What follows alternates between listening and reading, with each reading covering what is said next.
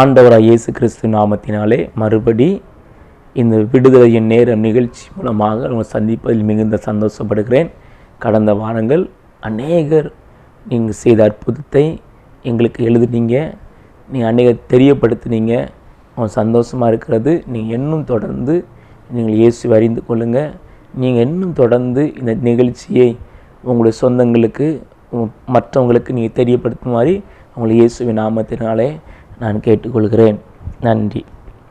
பிரியமானவர்களே, ஆண்டவர் ஒரு காரியத்தை சில நாட்களாக என் உள்ளத்திலே போட்டுக்கொண்டிருக்கிறார். எப்படின்னா, ஒரு நாள் ஆண்டவர் சொன்னார், நீ இந்த கிராமங்களுக்குள்ளே போ, இந்த கிராமத்தில் போய் எங்களை மக்களை சந்தி அப்படின்ட்டு சொன்னார். அவருடைய வார்த்தையை கேட்டு நான் அந்த கிராமங்களுக்குள்ள போனேன். அநேக வீடுகளை பார்க்க முடிந்தது, அநேக குடும்பங்களை சந்திக்க முடிந்தது. அப்போ நாங்கள் பார்த்த ஒரு காரியம், அநேக குடும்பங்கள் சாப்பாட்டுக்கு வழி இல்லாதபடி, ஏழை குடும்பங்கள், நெருக்கப்பட்ட குடும்பங்கள், கடன் பிரச்சனை, வட்டி கடன், லோன் கடன், அநேகர் அதில் பாதிக்கப்பட்டு எங்களுக்காக ஜெபம் பண்ணுங்கய்யா என்று சொன்னாங்க. அப்போ ஏன் இந்த பிரச்சனை இன்றைக்கு இப்படிப்பட்ட ஒரு காரியத்தில் நாம் நிற்குதுன்னு பார்த்தோம்னா, அநேகருக்கு ஏழை ஜனங்கள் எப்படி நம் வாழ வேண்டுமென்று தெரியாதபடி யார் பணம் கொடுத்தாலும் அவங்கள வாங்கிக்கிறாங்க.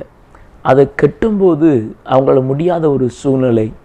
அப்படி போகும்போது அவங்கள ஆட்டை விற்று கொடுக்குறாங்க, அவங்களுடைய மாட்டை விற்று கொடுக்குறாங்க, அவங்க வளர்க்குற பிராணிகளை விற்று கொடுக்குறாங்க. அடுத்த வாழ்வாதாரம் அவங்களுக்கு இல்லை.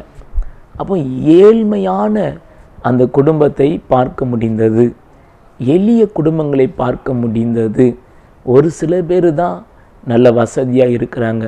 அவங்ககிட்ட விசாரித்தாலும், ஐயோ எங்கள் வாழ்க்கையில் வீடு தான் பெரிய வீடாக இருக்குது பிரதர், குடும்பம் தான் பெரிய குடும்பமாக இருக்கிறது, ஆனால் எங்கள் குடும்பத்தில் ஒரு சமாதானம் இல்லை. ஏன் அப்படின்னு கேட்கும்போது, இந்த வீடு 60 லட்சம் ரூபாய்க்கு லோனில் பேங்கில் வச்சுருக்குறோம், இன்றைக்கி வேலை இல்லை, பேங்கில் கட்டுவதற்கு கூட, வட்டி கட்டுவதற்கு கூட பணம் இல்லை. ஏன் இந்த நிலைமை இன்றைக்கி போய்கொண்டு இருக்குதுன்னா, ஆண்டோடைய வருகை ரொம்ப சமீபமாக இருக்கிறது. அந்த கடன் பிரச்சனையில் ஜனங்களை மூழ்க வைத்து தேவனை ஆராதிக்க விடாதபடி, தேவனுக்கு கொடுக்க விடாதபடி, தேவனுக்கு நன்மை செய்ய விடாதபடி இன்றைக்கு அநேக குடும்பங்கள் இந்த பிரச்சனையில் இருக்கிறதை பார்க்க முடிகிறது. அப்பொழுதுதான் எனக்கு நான் புரிந்து கொண்டேன், ஆண்டவர் ஏன் இன்னைக்கு இந்த ஜனங்கள் இவ்வளோ அடிமைத்தனத்தில் இருக்கிறாங்க. பாஸ்டர்ஸும் கடத்தில் இருக்கிறாங்க, விசுவாசிகளும் கடத்தில் இருக்கிறாங்க. அந்த காரு வாங்கி கடன், இந்த காரு வாங்கி கடன், லோனை போட்டு கட்டி அவங்க பிரசங்கமே மாறி போகிறது. தேவன் சொல்கிற வார்த்தையே பேசாமல் போயிறாங்க. இன்னைக்கு அவங்களுடைய தேவைகளை குறித்து இன்னைக்கு பேச ஆரம்பித்து விட்டார்கள். ஜனங்களுடைய விருப்பம் இன்னைக்கு அப்படி ஆகிவிட்டது.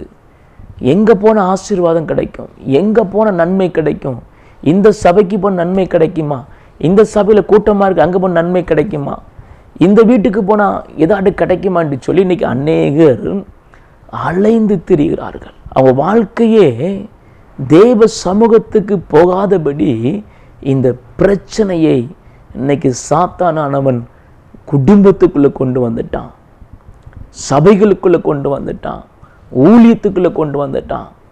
கடன் வாங்கி எதையாட்டு செய்திடணும், கடன் வாங்கி எதையாட்டு பார்த்துடணும், நடத்திடணும். இன்னைக்கு அநேகருக்கு இன்னைக்கு கடன் பிரச்சனை இருக்கிறதை பார்க்க முடிகிறது. அவங்க ஒரு காரு வாங்கிட்டு நம்மளும் காரு வாங்கிடணும், அவங்க ஒரு பைக்கு வேணும் நம்மளும் பைக்கு வாங்கிடணும்.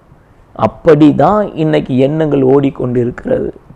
இதனால் ஜெபத்தை மறந்து, வேத வாசிக்கதை மறந்து, தேவனுடைய காரியத்தை மறந்து நம்ம இருந்து விடுகிறோம். ஆம் பிரியமானவர்களே, இன்றைக்கு இந்த செய்தியை பார்க்கிற நீங்கள் யாராக இருந்தாலும் சரி, உங்களுக்குள்ள ஒரு கட்டுப்பாடை கொண்டு வர வேண்டும். உங்களுடைய தேவைகள் இயேசுவிடத்தில் சொல்ல வேண்டும், உங்களுடைய பிரச்சனைகளை இயேசுவிடம் சொல்ல வேண்டும். அதுதான் சொல்லப்பட்டிருக்கிற சங்கீதம் 9ஆம் அதிகாரம் 18வது வசனம் சொல்கிறது, எளியவன் என்றென்றைக்கும் மறக்கப்படுவது இல்லை. சிறுமைப்பட்டவர்களுடைய நம்பிக்கை ஒருபோதும் கெட்டு போவதும் இல்லை. கெட்டு போவதில்லை.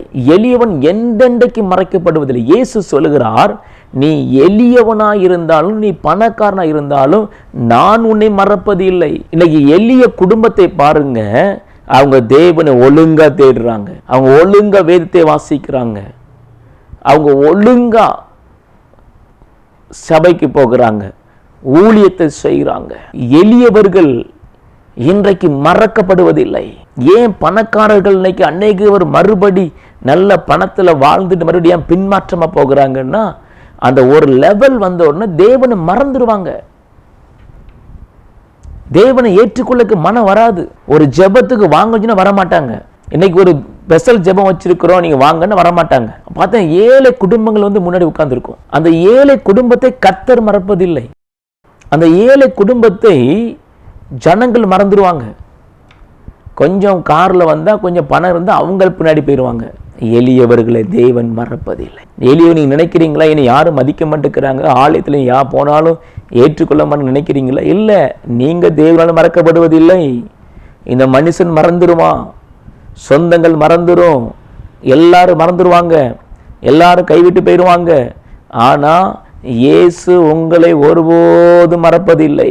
நீங்க அப்படினால அந்த எளிய முறையில நீங்கள் இருந்தனால தேவனை ஆராதிக்க கர்த்தரை உயர்த்தும் போதும் நீங்கள் இயேசுவை மறந்துடக்கூடாது. அவர் உங்களை மறப்பதில்லை. உங்க கையில் கொஞ்சம் பணம் வந்த உடனே, உங்க சொத்து வந்த உடனே நீங்க இயேசுவை மறந்துடக்கூடாது, இயேசுவை வேண்டான்னு போயிடக்கூடாது. பாருங்க, அநேகர் இன்னைக்கு ஒரு தேவைக்காண்டி ஜெபம் பண்ண வருவாங்க. அது தேவை பூர்த்தியாக்கப்பட்ட பிறகு இயேசு வேண்டாம், எது வேற பிரச்சனை வரும்போது வேற ஜெபம் பண்ண வருவாங்க. ரொம்ப ஆச்சரியமான ஒரு காரியம் எனக்கு என் வாழ்க்கையில் நடந்த சம்பவம். ஒரு தங்கச்சி ஜெபத்துக்கு வந்துட்டே இருப்பாங்க. அப்போ நான் ஒரு நாள் கேட்டேன், ஆண்டவர் ஒன்று நல்ல ஜெப ஆவியை கொடுத்துருக்காருமா, நல்ல ஜெபத்தை இதை விட்டுறாத, நல்ல ஜெபம் பண்ணு. சில நாட்கள் ஆச்சு, அவர் சொன்ன ஒரு காரியம், ஏமா இந்த வாரத்தில் நீங்கள் ப்ரேயருக்கு வரல, போங்கண்ணா, என் பிள்ளைகள் படிக்க வச்சிருக்கிறேன், அது எக்ஸாம் எழுதணும், அதற்கு ஹோம்வொர்க் செய்யணும், அதை செய்ய மாட்டாங்க. அந்த பிள்ளைகளை சாக்கு வச்சு அவங்க ஜெப வாழ்க்கை நிச்சயது முடிந்து போகிறது. சாத்தான் தந்திரமாக இன்னைக்கு கொண்டு வந்துடும் உள்ள. சாத்தான் தந்திரமாக உள்ள வந்து உங்கள் பிள்ளைகளை வைத்து உங்களை தேவனை தேட விடாதபடி உங்களை வழி விலக பண்ணிடுவான். அப்போ உங்களை வழி விலக பண்ணும்போது நீங்கள் தேவனை ஜெபம் பண்ண முடியாது, பைபிள் வாசிக்க முடியாது. அப்போ இயேசு சொல்றார், நீ என்னை மறந்தால் நான் உன்னை மறப்பேன், நீ வேதத்தை மறந்தால் நான் உன் பிள்ளையை மறப்பேன். அப்போ இந்த மறுபடியும் ஒரு காய்ச்சல் வந்துட்டு அது வருது இது வருதுன்னு சொல்லி மறுபடியும் ஜெபத்தை கொண்டு வருது. நான் இப்போ பார்த்தேன், யார் எப்படி போனாலும் சரிதான், நம்ம பரலோகத்துக்கு போகணும், நம்ம இயேசுவின் நாமத்தை உயர்த்தணும். இன்னைக்கு அநேகருக்கு அந்த அந்த புத்தி கூட இல்லாமல் போயிட்டேன். பிள்ளைகளை வைத்து வைத்து வைத்து வைத்து இன்னைக்கு ஜெபத்தை நீ மறந்து கொண்டிருக்கிறாய், நீ ஆலயத்தை மறந்து கொண்டிருக்கிறாய், தேவனுக்கு செய்ய வேண்டிய காரியம் செய்ய மறந்து கொண்டிருக்கிறாய். உங்க பிள்ளைகள் படிக்கணும், நல்லா இருக்கணும், அதுக்காக நான் ஜெபம் பண்றேன். ஆனா உங்க பிள்ளைகள் படிக்கணும்னா முதல்ல ஆலயத்துக்கு நீ முக்கியத்துவம் கொடு, இயேசுவுக்கு முக்கியத்துவம் கொடுமா. ரெண்டாவது உன் பிள்ளைகள் நீ சொல்லாமே ஹோம்வொர்க் செய்யும். நீ இதை புரிஞ்சுக்கிடாம தான் இன்னைக்கு அநேகருடைய குடும்பங்கள் இப்படி போய் கொண்டிருக்கிறது. அவர் ஒருபோதும் மறக்கிற தேவன் அல்லங்க. நீங்க மறந்துடுவீங்க. அவர் உங்களை ஆசீர்வதித்த உடனே கொஞ்சம் வஸ்து வாங்கினோன்னா, கொஞ்சம் ஏதாவது கார் வாங்கினோன்னா, பைக்கு வாங்கினோடனே உங்களுக்கு கையில் பிடிக்க முடியாது. உடனே எனக்கு அப்படி இப்படி பேசுவீங்க, எனக்கு நிறைய வேலை இருக்குன்னு நினைப்பேன். உனக்கு வேலையை கொடுத்ததே கர்த்தர் தான். வேலை கிடைக்க முன்னாடி எனக்கு ஒரு நல்ல வேலைக்காண்டி ஜெபம் பண்ணுங்க, என்ன வேலைக்கு வேணும், நான் வேலை செய்யணும், நான் ஏசப்பாவுக்கு நன்றி செலுத்தணும், நான் உண்மையாக ஆலயத்துக்கு வரணும் சொல்லிட்டு ஆண்டவர் வேலை கொடுத்த பிறகு இப்போ வேலைக்கு வர ஆலயத்துக்கு வர நினைச்சில்ல நேரம் இல்லை, ஜெபத்துக்கு போக நேரம் இல்லை, சினிமா பார்க்கறதுக்கு நேரம் இருக்குது, நாடகம் பார்க்க நேரம் இருக்குது, அதுக்கெல்லாம் நேரம் இருக்குது. ஆனால் ஜெபிக்க நேரம் இல்லை, ஆலயத்துக்கு போக நேரம் இல்லை. இப்படி சொல்லியாச்சுன்னா அவங்க நல்ல பாஸ்டர் கிடையாது, கெட்ட பாஸ்டர் இல்லைங்க. நான் சொல்கிறேன், இயேசுவின் நாமத்தினால நீ என்னைக்கு தேவ சமூகத்துக்கு உண்மையாய் நீங்கள் போகிறீங்களோ, முதலாவது தேவனுடைய ராஜ்யத்தையும் அவர் நீதியும் தேடுங்கள், அப்பொழுது இவையெல்லாம் உங்களுக்கு கூட கொடுக்கப்படும் என்று சொன்ன பைபிள் உண்மை உள்ளது. நீ தேவனை தேடாதபடி எனக்கு அது கிடைக்கும் இது கிடைக்கும்னு நினச்சிக்கிட்டு ஓடிக்கிட்டு இருப்பேன்னு ஓடிட்டு தான் இருக்கணும். அப்போ இந்த பாருங்க, அவங்க சொல்கிறாங்க, நாங்கள் எங்கள் பிள்ளைகளுக்கு ஹோம்ஒர்க் எழுத வைக்கிறோம். நீ ஹோம்ஒர்க் எழுதான்னு சொல்ல, எழுதுங்க. அதற்கு முன்பு தேவ சமூகம் ஜோமிட்டு போய் ஜோம் பண்ணுங்க. உங்கள் பிள்ளைகள் நீங்கள் சொல்லாமல் ஹோம்ஒர்க் எழுதும். ஏதோ ஒரு சாக்கு புக்கு சொல்லிக்கிட்டு நீங்கள் இயேசு மறிதளிக்கிறீங்க, நீங்கள் ஜெபத்தை இருக்க மாட்டேங்கிறீங்க, வேதத்தை வாசிக்க மாட்டேங்கிறீங்க. ஒரு பிரச்சனை வந்தால் மாத்திரம் தான் நீங்கள் ஆலயத்தை போகிறீங்க. அப்போ தான் உபவாச ஜெபம். ஒரு சகோதரரை கேட்டேன், என்னப்பா இப்போ ஆலயத்துக்கு வந்த மாதிரியே இல்லை அப்படின்னே, ஜெபத்துக்கு வந்த மாதிரி இல்லை அப்படின்னே. வேலை ரொம்ப பிஸி. அப்போ இதுக்கு முன்னாடி வேலைக்காண்டி ஜெபம், ஆண்டவரே வேலையை கொடுங்க வேலையை கொடுங்க. ஏன் உனக்கு வேலை கொடுக்காம இருந்தாரு? நீ வேலை கொடுத்தா நீ அவரை தேட மாட்டேன். அவர் உனக்கு வேலை கொடுத்தாருன்னா நீ தேட மாட்டேங்கிற. நீ இந்த கொடுத்த வேலையை வைத்துக்கிட்டு நீ உண்மையாக இருந்து நீ ஆலயத்துக்கு வந்து பாரு, நீ ஜெபத்துக்கு கலந்து கொள்ளு, நீ வேதத்தை வாசித்து பாரு, ஜெபம் பண்ணி பாரு. இந்த வேலையிலேருந்து கற்றுட்டு டபுள் மடங்கு உயர்த்துவார். இன்னைக்கு கிறிஸ்தவமே ஏன் இன்னைக்கு பின்மாற்றமாக போய் கொண்டிருக்கிறது? நம்ம பிள்ளைகள் ஏன் பின்மாற்றமாக போயிட்டு கொண்டிருக்கிறாங்க? ஏன் நம்ம பிள்ளைகளை குடித்து கொண்டிருக்கிறாங்க? என் அன்பு சகோதரன் சகோதரியே, கடந்த நாட்களில் ஒரு சகோதரி எனக்கு ஃபோன் பண்ணாங்க. ரொம்ப ஒரு வேதனையான ஒரு காரியம், என்னால் தாங்கிக் கொள்ள முடியலை. அவங்க சொன்னாங்க, அழுதாங்க ஃபோனில், என் பையன் குடிக்கிறான் ஐயா, வேதனை தாங்க முடியல, அடிக்கிறான், ஜெபம் பண்ணுங்க ஐயா. நான் உங்கள்கிட்ட கேட்ட, உங்கள் பிள்ளைக்கு நீங்கள் எவ்வளோ ஜெபம் பண்ணுறீங்க? ஜெபம் பண்ணுறேன் ஐயா, அவன் நல்லா படிக்க வச்சேன் ஐயா. ஆலயத்துக்கு கூட்டு போனீங்களா ஐயா? டியூஷனுக்கு போயிடுவாங்க ஐயா, எப்படியாட்டு படிக்கணும், நான் ஜெபம் பண்ணுறோம்ல சொன்னாங்க. இன்னைக்கு என்ன நிலைமை வந்துட்டு பாருங்க. உங்கள் பையன் தேவையில்லை நண்பரோட சேர்ந்துக்கிட்டு அந்த பையன் குடிக்க ஆரம்பித்தான். இன்னைக்கு பெற்றோர் அடிக்கிறான், செலவுக்கு காசு கேட்குறான், கொடுக்கலன்னா அடிக்கிறானா, எதையாட்டு எடுத்து விற்று கொண்டு சாப்பிட்டுருதான். அவங்க சொல்கிறாங்க, கண்ணீரோட சொன்னாங்க, வேதனையோட சொன்னது நான் சொல்கிறேன் உங்களுக்கு. அப்போ உங்கள் பிள்ளைகளை குறித்து நீங்கள் அக்கறை உள்ளவராக இருக்க வேண்டும். உங்கள் பிள்ளைகள் ஆலயத்துக்கு போகிறாங்களா, ஜெபிக்கிறாங்களா, வேதத்தை வாசிக்கிறாங்களா, என்ன செய்கிறாங்களோ அக்கறை இருக்கணும் உங்களுக்கு. அதனால தான் நீங்கள் இப்படி இன்னைக்கு நம்மளுடைய இந்த கிறிஸ்துவ சமுதாயமே நீங்கள் பாதிக்கப்பட்ட காரணமே அதுதான். நீங்கள் அடுத்த பிள்ளைகளை குறித்து பேசுது, என் பிள்ளை நல்லா படிக்குது, என் பிள்ளை அப்படிலாம் செய்ய மாட்டான். நீங்கள் அந்த குடும்பம் பாருங்க, அந்த தாயார் அழுதாங்க, ஜெபம் பண்ணுங்க ஐயா, நான் தப்பு பண்ணிட்டேனே, என் பிள்ளை ஆலயத்துக்கு கூட்டு போகாம போயிட்டேனே, நீ ஹோம்ஒர்க் எழுது, நீ அது செய்யன்னு சொல்லி அவங்கள்ட்ட சொல்லிட்டே இருந்தேன். ஆனால் இன்னைக்கு பாருங்க ஐயா, பையன் நீ அடிக்கிறான், அவங்க அப்பாவை அடிக்கிறான். எவ்வளோ ஒரு பெரிய வேதனை, எவ்வளோ ஒரு துக்கம். ஆம்பரியமானவர்களே, இந்த மாதிரி காரியம் நடக்கக்கூடாதுன்னு ஜெபம் பண்ணுங்க. சங்கீதம் 9:7 சொல்லுது, கர்த்தரே என்றென்றைக்கும் இருப்பார். தேவன் என்றென்றைக்கு இருக்கிறவர், நம்ம குடும்பத்தில் இருக்கிறார், நம்ம கூட இருக்கிறார், நம்ம பிள்ளைகளோடு இருக்கிறார், நம்ம சந்ததியோடு இருக்கிறார். துன்மார்க்கன் அழிந்து போய் விடுவான், துன்மார்க்கன் நம்ம கூட இருப்பது இல்லை. இன்றைக்கு நம்ம எப்படிப்பட்ட வாழ்க்கை வாழ்ந்து கொண்டிருக்கிறோம் பிரியமானவர்களே?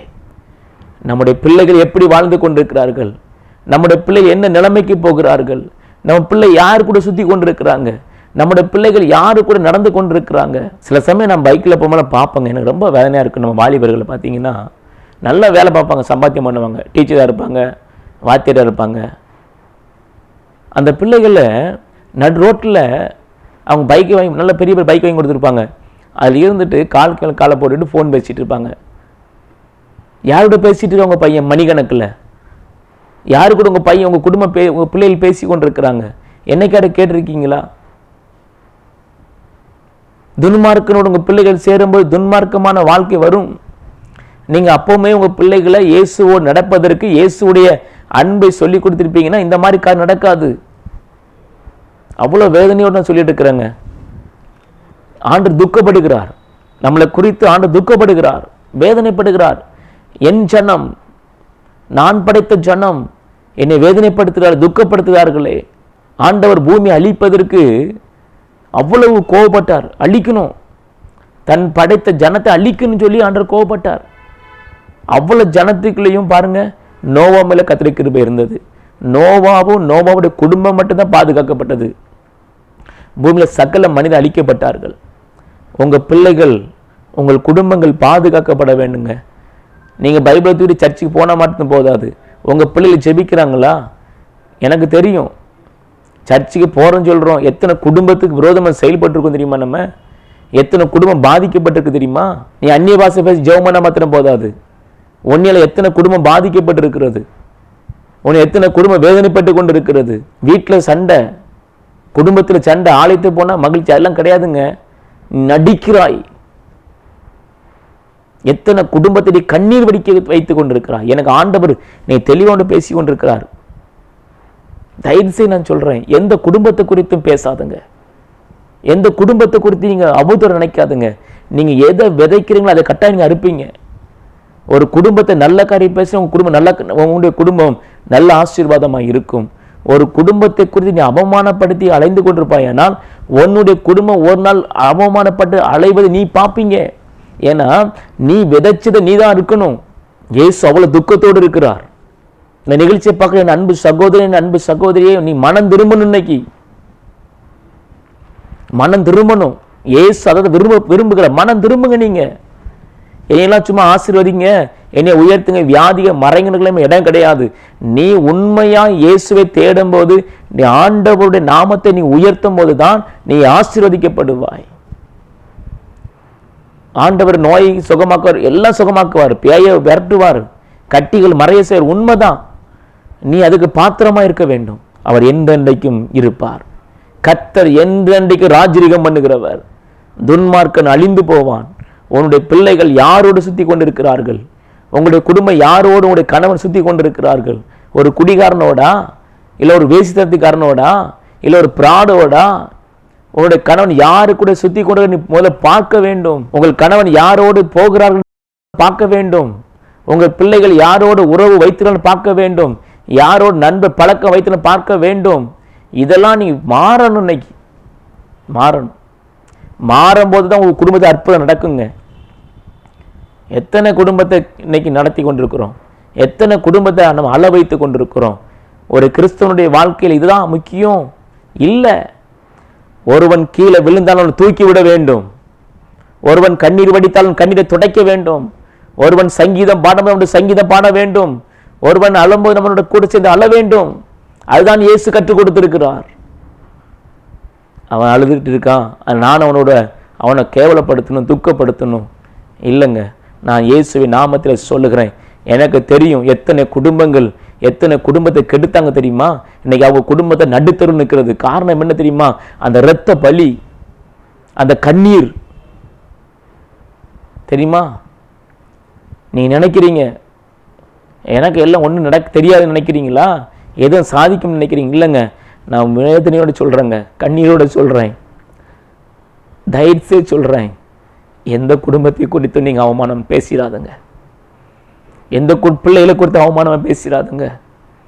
அவர்களும் தேவனால் தெரிந்து கொள்ளப்பட்டவர்கள். அவனுக்கு வர பிரச்சனை அவனவனுக்கு தான் தெரியும். உண்மைக்குங்க, எனக்கு ஒரு அன்பு ஒரு தம்பி தெரியும். நான் வேதனையோடு சொல்கிறேன். அந்த தம்பி அவங்க வீட்டுக்கு கூப்பிட்டு போனாங்க. அவங்க அம்மா கேன்சரால் பாதிக்கப்பட்டிருந்தாங்க. அவங்க அப்பா சாதாரண ஒரு வாட்ச்மேன் தொழில். அவங்க சொன்னாங்க, தம்பி இந்த கேன்சர் முத்தி போய் விட்டது. நான் எப்போ என் உயிருக்கு எப்போ என் உயிர் போகும்னு தெரியாது. நான் சீக்கிரம் மறித்து விடுவேன். ஆனால் என் பிள்ளையை கை விட்டுறாங்க தம்பி. நான் மறித்து போல உங்களை நம்பி தான் என் பையனை உங்கள்கிட்ட சொல்கிறேன். அவனை இயேசுவரத்தை எப்படியாட்டு அவனை இயேசுவரத்தில் கொண்டு போயிருங்க தம்பி அப்படின்னு அந்த தாயார் கண்ணீரோடு சொன்னார்கள். இப்போ அந்த கண்ணீர் எனக்கு முன்பாக நிற்கிறது. நாட்கள் கடந்தது. அண்ணன் சொல்லி கூட வந்துட்டு இருந்தான். எங்கள் வீட்டில் நல்லா சாப்பாடு கொடுத்தோம், நல்லா பார்த்தோம். ஒரு கூட அப்புறம் தம்பியை போய் அவனை பார்த்தேன். அப்பொழுதுதான் என்னுடைய நண்பர், ஒரு ஊழியக்காரர், எனக்கு அந்த தம்பியோட அவனும் நல்லா பேசி கொண்டிருந்தான். திடீர்னு அந்த தம்பி வரல, வீட்டுக்கு வரல. ஃபோன் பண்ண எடுக்க மாட்டான், ஃபோன் பண்ண பேச மாட்டான். ரொம்ப ஒரு வேதனையாக இருந்தேன். அப்போ அவன்கிட்ட கேட்டேன், ஏன்டா வர மாட்டேங்குது? நான் என்னடா தப்பு பண்ணேன்? உன்னை என் சகோதரனோட பார்த்துருந்தேனடா, ஏன்டா அப்படின்னு கேட்கும்போது, நீங்கள் இன்னைக்கு தவறாக பேசிட்டீங்க அப்படின்னா. யார் சொன்னா உனக்கு? என் நண்பர் பேரை சொல்லி சொன்னான், இந்த வீடு என்ன பேச சொன்னாங்க. சரி தம்பி, சந்தோஷம், நீ அவங்க கூட போங்க அப்படி அனுப்பிட்டேன். அவங்க கூட போங்க தம்பின்னு அனுப்பிட்டேன். நாட்கள் கடந்தது. ஒரு நாள் செய்தி வந்தது, அந்த தம்பி தவறான பழக்க வழக்கத்தில் போய் பெரிய பெரிய பணக்கார வீட்டு ஃபோன் பண்ணி அந்த குடும்பத்தில் தவறான பழக்கங்களை பணம் கொடுக்கல அவனை கொண்டுருவோன்னு சொல்லி மிரட்டி எடுத்து அந்த தம்பி போலீஸில் அடைப்பட்டுட்டான். 10 நாள் ரிமாண்ட் வச்சுருந்தாங்க. நான் கேள்விப்பட்டு நான் மறுபடி போனேன். அப்போ அவங்கள மக்கள் சொன்னாங்க, நீங்கள் அவன்கிட்ட போகாதுங்க, அவனுக்கு இந்த மாதிரி கேஸில் போட்டிருக்கிறாங்க, நீங்கள் அவனோட தொடர்பு வைப்பீங்கன்னா உங்களுக்கு ஆபத்து அப்படின்னாங்க. நான் அவனை பார்க்க போகலை. கொஞ்ச நாள் கழித்து நான் பார்க்குறேன், பஸ் ஸ்டாண்டில் அவ்வளோ ஒரு கேவலமாக குளிச்சு எத்தனை நாள் தெரியல, கண்ணீரோடு அவனை பார்க்க நான் கேட்டேன், என்னடா இப்படி ஆயிட்டேன்னு கேட்கும்போது அவனால் பதில் பேச முடியவில்லை. பிரியமானவர்களே, இப்போ யாரால் அந்த பையன் பாதிக்கப்பட்டான், அது யாரால் அந்த பையனுக்கு பாதிப்பு வந்தது? கவனம் இருக்க வேண்டும். வேதம் சொல்லுகிறது, ஒருவன் இடல் அடைந்தால் யார் மூலமாக இடல் வருதோ அவனுக்கு ஐயோன்னு சொல்லப்பட்டிருக்கிறது. கட்டாயம் ஆண்டவர் உங்களை இப்படிப்பட்ட சூழ்நிலை விட மாட்டார். நீங்கள் மறந்து போய் விடாதுங்க, எந்த குடும்பத்துக்கு விரோதமாக செயல்படுறாதுங்க. ஆண்டவர் நிச்சயமாக இந்த உலகத்தில் பெரிய பெரிய காரியம் செய்து கொண்டிருக்கிறார். பிரியமானவர்களே, உங்கள் பிள்ளைகளை கவனமாக வளருங்க, இயேசுவுக்காக வளருங்க.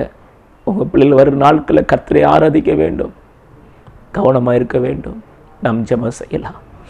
தகப்பனே, நன்றி நிறைந்த உள்ளத்தோடுமை துதிக்கிறேன்ப்பா. இந்த அருமையான இந்த நிகழ்ச்சிக்காக உமக்கு நன்றி.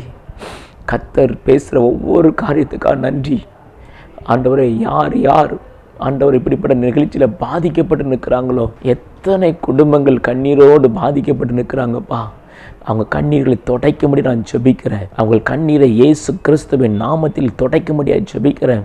ஆண்டவரை பாதிக்கப்பட்ட குடும்பத்து மேலே, பாதிக்கப்பட்ட பிள்ளைகள் மேலே, ஆண்டவர் என் பிள்ளைகள் ஆண்டவர் ஆலயத்துக்கு வரமாட்டிருக்கிறார்கள், என் பிள்ளைகள் குடிக்கிறார்கள், இயேசுவே என்று கதறுகிற ஒவ்வொரு குடும்பத்துக்காண்டி ஜெபிக்கிற ஆண்டவரே, இப்பொழுதே நீங்கள் தொடுங்க ஆண்டவரே, தொடுங்க தொடுங்க. அன்று எத்தனை வாலிபர்கள் ஆண்டவரே தன் பெற்றோருடைய வார்த்தைக்கு கீழ்ப்படியாதபடி அவங்களுடைய சண்டைகள், சச்சரவுகள், ஆண்டவரே பிரிவினைகளை காணப்படுறத பார்க்கிறோம். ஐயா, நீங்க தொடுங்க, நீங்க தொடுங்க, நீங்க தொடுங்க.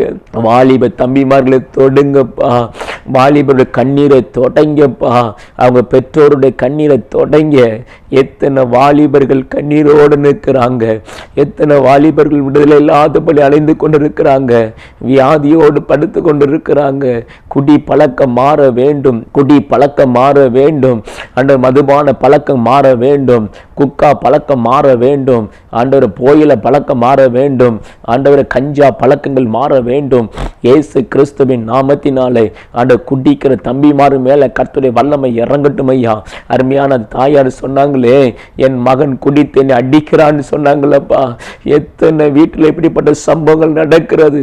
அது இப்பொழுது இயேசு கிறிஸ்துவின் நாமத்தினாலே அப்படிப்பட்ட சம்பவங்களை கர்த்தர் மாற்றும்படி நான் ஜெபிக்கிறேன். இயேசுவின் நாமத்தினாலே கர்த்தர் மாற்றும்படியா ஜெபிக்கிற ஆண்டவரே, எல்லா குடி பழக்க வழக்கங்கள் மாறட்டும் இயேசுவின் நாமத்தினாலே. எல்லா தவறான பழக்க வழக்கங்கள் இயேசுவின் நாமத்திலே மாறட்டும் ஐயா. எல்லா போராட்டங்கள், நிந்தைகள் மாறட்டும் ஆண்டவரே. ஆண்டவர் திருமணம் நடக்காம வாலிபர்கள் ஆண்டவரே பைத்தியமா அலைந்து கொண்டிருக்கிறாங்கப்பா, அந்த நிலைமை மாறட்டும் ஆண்டவரே. படித்து வேலை இல்லாதபடி அலைந்து கொண்டிருக்கிற வாலிபர்களுக்குள்ள கர்த்தர் வேலை வாய்ப்பை உண்டு பண்ணுவீராக. எல்லா வாலிபர்கள் மனம் திரும்பட்டும் ஆண்டவரே. ரட்சிக்கப்பட்ட குடும்பத்திற்கு வாலிபர்கள் மனம் திரும்ப வேண்டும், பிள்ளைகள் மனம் திரும்ப வேண்டும், கர்த்தருக்காக எழுந்து பிரகாசிக்க வேண்டும். இயேசுவின் நாமத்தினாலே, இயேசுவின் நாமத்தினாலே ஆண்டோடைய வல்லமை இறங்கட்டும், இறங்கட்டும், ஆண்டு வல்லமை இறங்கட்டும். எல்லா குடி பழக்க வழக்கங்கள் இயேசு கிறிஸ்துவின் நாமத்தில் நீங்க முடியாது ஜெபிக்கிறேன். எல்லா போராட்டங்கள் விலகட்டும் ஐயா, சத்துருக்கள் விலகட்டும் ஆண்டவரே. குடிக்க தூண்டுற பொல்லாத ஆவி இயேசுவின் நாமத்தில் அழியட்டும். குடிக்க தூண்ட பொல்லாத ஆவிகள் இயேசுவின் நாமத்தில் அழியட்டும். ஹல்லேலூயா. இயேசுவே உமக்கு நன்றி.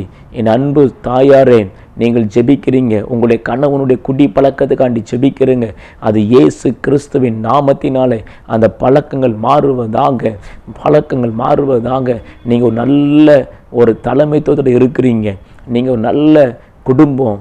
ஆனால் உங்கள் கணவனால் நீங்கள் அநேகமே தலை குனிந்து நடக்கிறதை என கர்த்தர் காமிக்கிறார். அது இயேசுவின் நாமத்தினாலே இன்றைக்கு மறைவதாக. அநேக குடும்பத்தில் காணப்படுற எல்லா குடி பழக்க வழக்கங்களும் சாபங்களும் ஒளியட்டும். பிசாசுடைய கிரியை ஒளியட்டும், மாந்திரிய கிரியை ஒளியட்டும், லௌகிய இச்சைகள் ஒளியட்டும், சாபத்தின் வல்லமை மாறட்டும். இயேசுவின் நாமத்தினாலே ஒவ்வொரு குடும்பத்து மேலும் கர்த்தருடைய கரம் வைக்கப்படுவதாக, கர்த்தருடைய கரம் வைக்கப்படுவதாக. தீமைகள் விலகட்டும் இயேசுவின் நாமத்தினாலே, தீமைகள் விலகட்டும் இயேசுவின் நாமத்தினாலே. ஆண்டவரே, சாத்தானுடைய திட்டங்கள், குடும்பத்துக்கு விரோதமாக எழும்புகிற திட்டங்கள் முறிக்கப்படுவதாக, முறிக்கப்படுவதாக. என்னொரு தகப்பனார் ஜெபிக்கிறீங்க, ஐயோ நான் குடித்து குடித்து குடித்து எல்லாவற்றையும் இழந்து போல் நினைக்கிறேன், ஆனால் இந்த குடிப்பழக்கத்தை மறக்க முடியவில்லையே, எனக்கு கர்த்தர் உதவி செய்வாரா என்று ஜெபிக்கிறேன். அன்பு தகப்பனாரே, இயேசு கிறிஸ்துவின் நாமத்தினாலே நீங்கள் இப்பொழுது இடம் கொடுப்பீர்களானால் கர்த்தருடைய மகிமை நிரப்பும். அந்த குடி பழக்க விடலை கர்த்தர் வருவதற்கு வழிகள் திறப்பார் இயேசுவின் நாமத்தினாலே. ஆண்டவர் சொல்லுகிறார், நீங்கள் முதலாவது உங்களுக்கு அந்த நண்பர்களை விடுங்கன்னு கர்த்தர் சொல்லுகிறார். நீங்கள் நல்ல நண்பர் 2 பேர் ஆண்டவர் அந்த மணி கணக்கு வந்தவுடனே உங்களை குடிக்க தூண்டுகிறார்கள். அந்த 2 நபரை விட்டு வெளியே வாங்கன்னு கர்த்தர் சொல்லுகிறார். நன்றி, நன்றி ஆண்டவரே.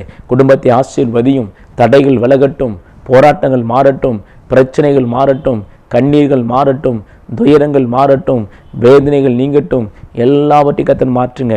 ஒரு அற்புதம் நடக்கட்டும் அப்பா. குடி ஆவியில் எல்லாம் இயேசுவின் நாமத்தில் ஒவ்வொரு வீட்டுக்கு விலகட்டும். குடி பழக்கத்தை கொண்டு வருகிற பொல்லாத சத்துருவை உன்னை இயேசுவின் நாமத்தில் நான் கடிந்து கொள்ளுகிறேன். ஒவ்வொரு வீட்டுக்குள்ளேயும் குடி பழக்கத்தை கொண்டு வந்து அந்த குடும்பத்தை சின்னப்பணம் ஆக்குற அந்த பொல்லாத ஆவிகள் இயேசுவின் நாமத்தில் நிர்மூலமாக்கப்படுவதாக. உன் குடும்பம் ஒரு புது வாழ்வு உண்டாகட்டும், புது வாழ்வு உண்டாகட்டும். ஒவ்வொரு குடும்பத்திலையும் புது வாழ்வு உண்டாகட்டும் இயேசுவின் நாமத்தினாலே. கர்த்தர் செய்ய போற நன்றி இயேசுவின் நாமத்தில் பிதாவே, ஆமென்.